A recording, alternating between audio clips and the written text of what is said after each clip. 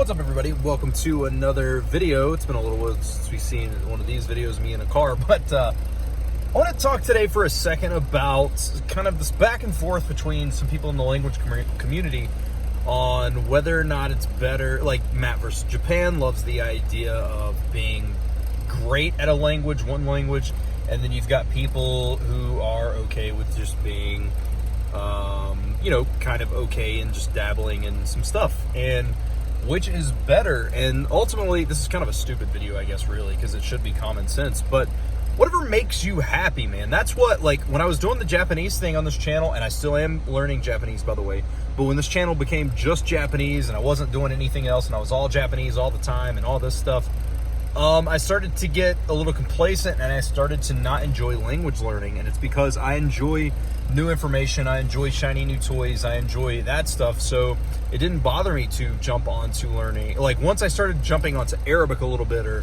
whatever, it made me a lot happier and kind of reminded me of why I love languages. And I think that's the problem I have with a lot of language learning communities. Not Matt versus Japan, because he's or anybody in particular. It's just more of just kind of a general consensus, but like that's in no way, shape, or form a thing about Matt, because Matt does great stuff, and he's never said you should do this, as much as if you want to do this, here's a way. So don't take that the wrong way. But I think that there's too many people who think this is a way you like. There's a lot of people who say, well, you shouldn't learn multiple languages, just learn one. But why? If you want to learn multiple, do it. If you're okay with being at a B1 level in 5 languages, do that. Do what makes you happy, man. And that's kind of what I'm doing with languages, again, finally. Like, I got, like, Japanese ultimately is my end goal, right? That's where I want to be. That's my end goal. I want to learn Japanese. So why not study it all the time? Well, because I get burnt out if I do, right? That's kind of just the way languages go, so... And then I'll walk into a store and there's somebody who speaks Arabic and I'm like, crap, I've always wanted to study Arabic. I should have at least learned hello. But I haven't, because I've been spending so much time focused on all Japanese. That's all I ever do. So I don't know, man. It's just do what makes you happy. And that's what I'm starting to do right now, is do what makes me happy. I study Japanese a little bit every day. I'll study Arabic a little bit a day. If I'm feeling Swedish, I'll study it. If I'm feeling German, I'll study a little bit of it. But I do have a main focus right now. But I also have some stuff I like to do on the side to keep myself sane. And I think learning that balance has helped me tremendously. So, and at the end of the day, I don't know what my Esperanto level is. I've never taken a test, but I know I've finished the Duolingo course and I've had conversations with people, full-blown conversations with people. I went to NASC. Granted, it was only for a day. I spoke with people in Esperanto and followed conversations perfectly. So I'm at least a B1 in that. I'm a B1 in Spanish. I'm obviously fluent in English because it's my native language. So I'm B1 in multiple languages. So I feel like that's okay. I can carry a conversation. I can go into a Mexican restaurant and talk to people and be fine. I may not be able to talk about the most crazy, obscure political issue or some sort of crazy sports thing or something like that. But as far as just a standard conversation, I can hold. So why is that bad?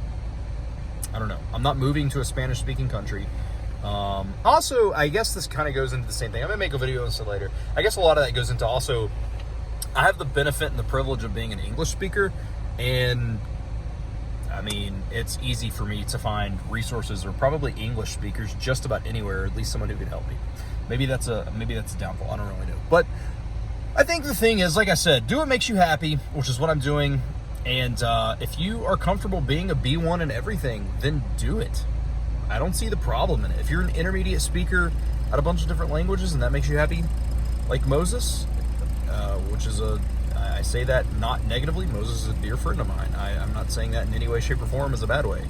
I definitely would not, because I work for Moses, and I would not say anything negative about my boss.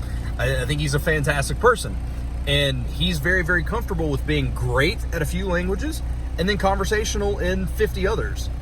I don't see why that's considered a bad thing. A lot of people attack Moses for that, and I don't understand why. Because he's never said, I'm fluent in Arabic. I'm fluent in some of the other languages that he's just okay in. I don't know. I guess it's just easy to hate people who have become successful. People hate Benny, which I have a whole issue on the whole hacking thing. Like, I think that kind of cheats away. You know what? I'm going to make it, I'm actually, when I finish this, I'm going to record that video and I'll upload it in a couple of days. I'm going to make a video about the whole hacking thing, because I do have some issues with that. But anyway, I've rambled for a little bit, as I oftentimes do. Thank you guys so much for watching. I hope you enjoyed this video. I hope you got something out of it. And if you have any questions, feel free to follow me on social media at Seabolt Speaks, Instagram and Twitter.